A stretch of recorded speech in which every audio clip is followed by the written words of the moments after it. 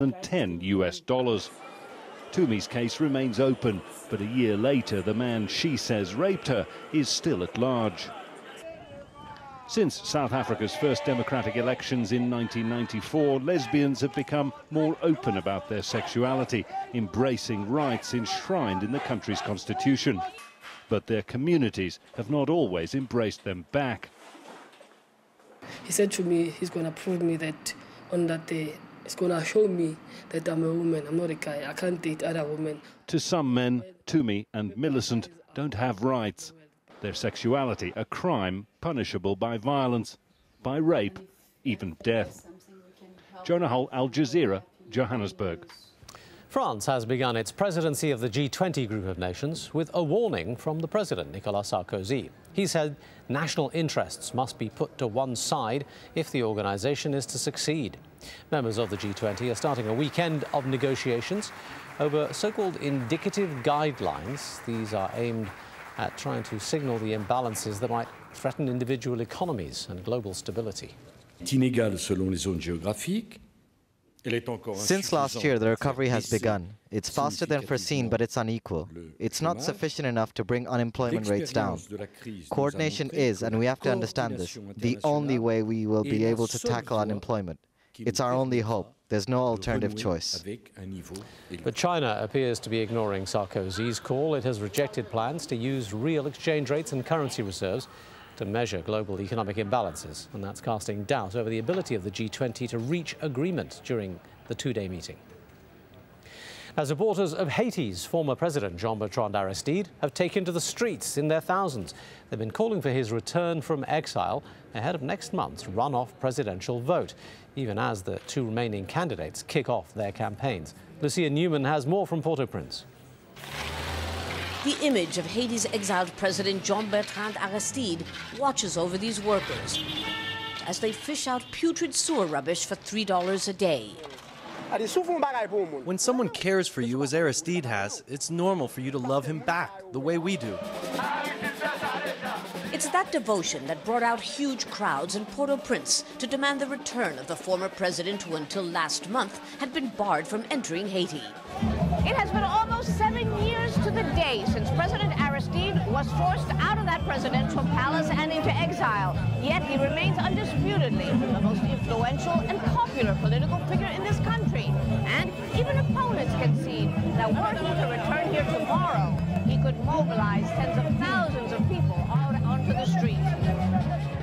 It's a possibility that makes the two candidates for next month's presidential runoff election shudder. At her opening campaign rally, former First Lady Midland Manigat made no mention of the ex-president she says has the right to return from exile, even if she'd rather he didn't. Would you guarantee that... Her rival, Michel Martelly, however, refused to confirm when asked repeatedly by AlJazeera if he would guarantee Aristide could enter Haiti if he were elected. Well, right now we have a second round, and that's what we're worrying about. The sort of answer that might speed up the return of the man who could overshadow everyone else at this crucial time when Haiti needs to fill its political power vacuum. Lucia Newman, AlJazeera, Port-au-Prince. At least 8 people are reported dead after a shootout between two rival drug gangs in the Mexican city of Acapulco. The gunfire erupted as one group attacked taxi drivers associated with another gang. 6 of their cars were incinerated. 2 of the victims are said to have burned to death in their vehicles. And Mexican authorities have arrested another man who's suspected of killing at least 20 people in and around the capital since the beginning of last year. Juan Carlos Vasconcelos Montalvo is known as the grey-haired one. He's also accused of smuggling drugs. Authorities say he worked for the La Familia drug gang. In Peru, a bus has crashed near the southern city of Arequipa, killing 4 people and injuring 40 others. The accident was initially blamed on mechanical problems, but local authorities say faulty repairs to the bus's steering caused it to career off the highway. The full investigation is underway.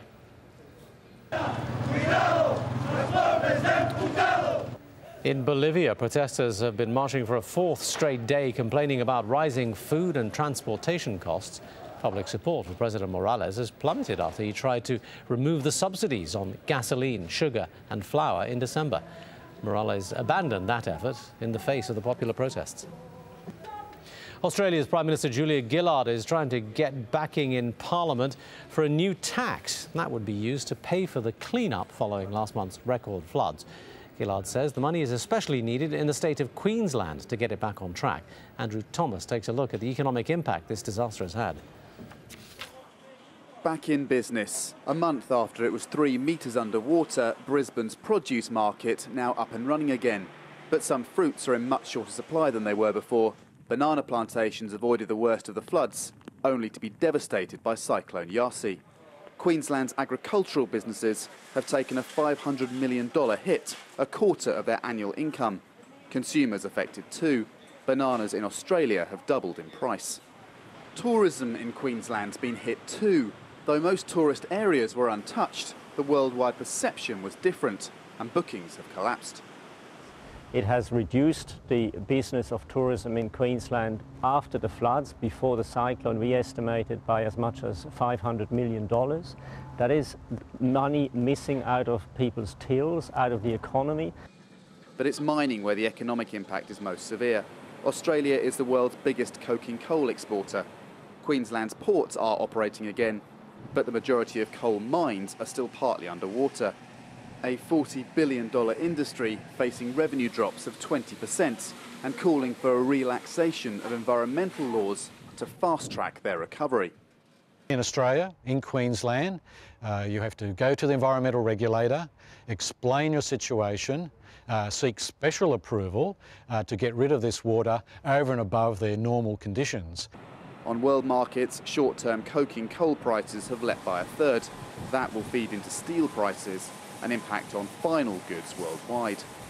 Queensland's floods and storms were unprecedented in their severity and their duration, but those they affected directly were relatively few in number. Their economic consequences, though, are being felt right across Australia and right around the world. Andrew Thomas, AlJazeera, Brisbane.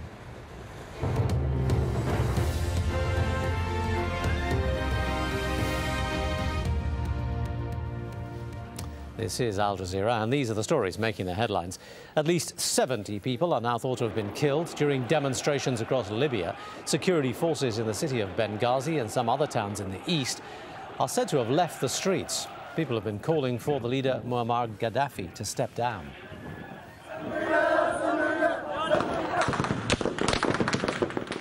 Meanwhile, in Bahrain, security forces have attacked protesters for a second time. Dozens of people were wounded, some critically, when forces opened fire on a crowd.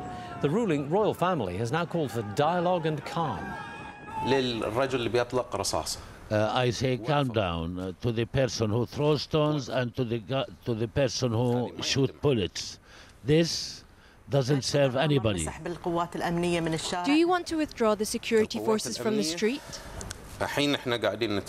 We are talking, the security forces, we are talking about controlling the situation. We cannot